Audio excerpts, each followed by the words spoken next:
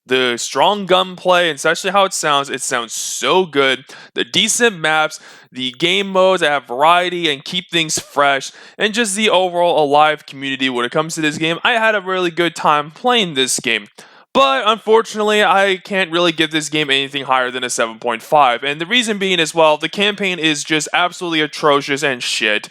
And Battle Royale exists. That alone, I had to knock it down by a few score points. Otherwise, this game would probably get an 8.5 from me. And the fact that there's barely any multiplayer maps at all, I had to just give them the fair score. A 7.5, I think, is pretty fair for this game. So, hope you'll enjoy this video. Take care, and of course, God bless you all.